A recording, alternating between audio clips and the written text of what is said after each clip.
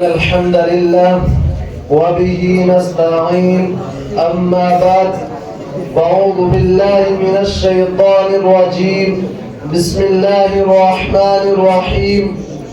إن الذين قالوا ربنا الله ثم استقاموا تتنزل عليهم الملائكة ألا تخافوا ولا تحزنوا وأبشروا بالجنة التي كنتم توعدون.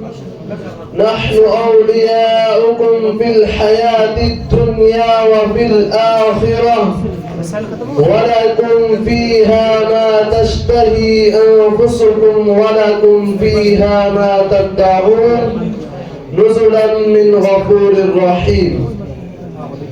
إخواني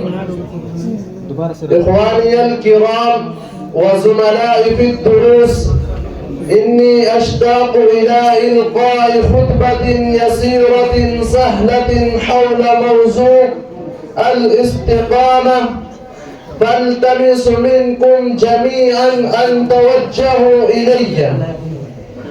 إخواني في الله، الاستقامة أمر من الأمور التي ذكرت في القرآن الكريم مرة بعد أخرى، وأمر المسلمون الذين تقبلوا دعوة سيد المرسلين بالاستقامة كرارا ومرارا.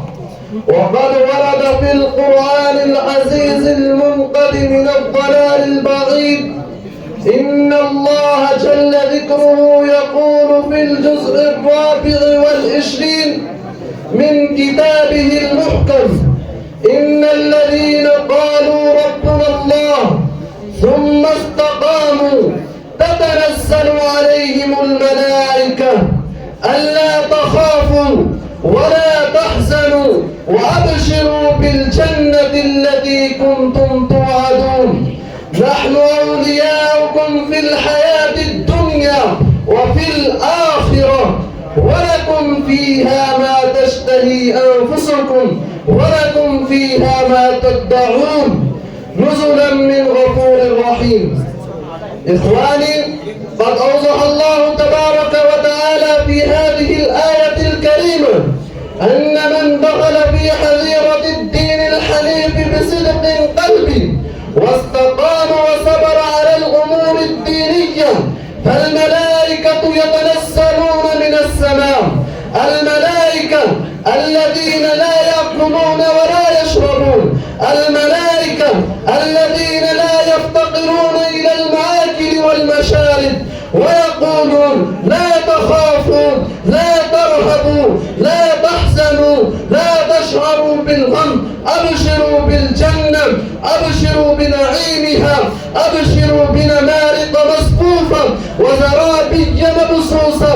ويقولون: نحن أولياؤكم في الحياة الدنيا وفي الآخرة، نحن نتعاون على الحسنات والبر والتقوى والعمل الصالح في العاجل والعاجل، نحن نوافقكم في فعالكم، نحن نواسيكم في رزاياكم.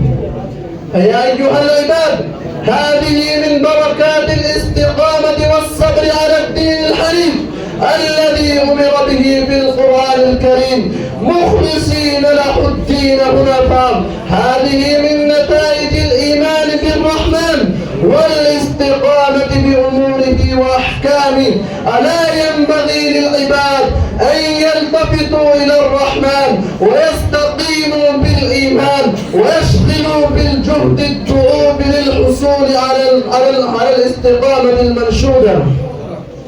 ألا تعلمون القصة التي تضمنتها كتب الأحاديث الشريفة التي تصل بنا من التوتر الذهني إلى راحة الذهنية، من العدول عن الاستقامة إلى القيام بالاستقامة؟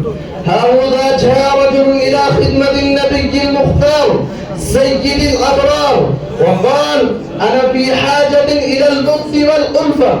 فقال النبي المكرم صلى الله عليه وسلم: ماذا تريد أيها الرجل السائل؟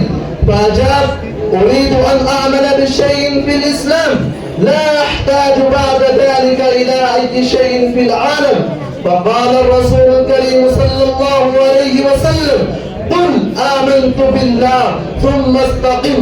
هذا قول النبي الأفضل صلى الله عليه وسلم.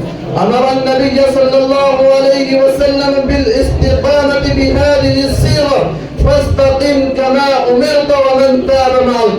وجاء النبي صلى الله عليه وسلم في هذا العالم لهداية الناس إلى الجنة وسعادة القصوى وإخراجهم من النار التي تطلع على الأفئدة وعذابها الدائم الواسع الخالد. يا أيها الناس قوموا بالاستقامة تفلحون، وما علينا إلا البلاغ المبين.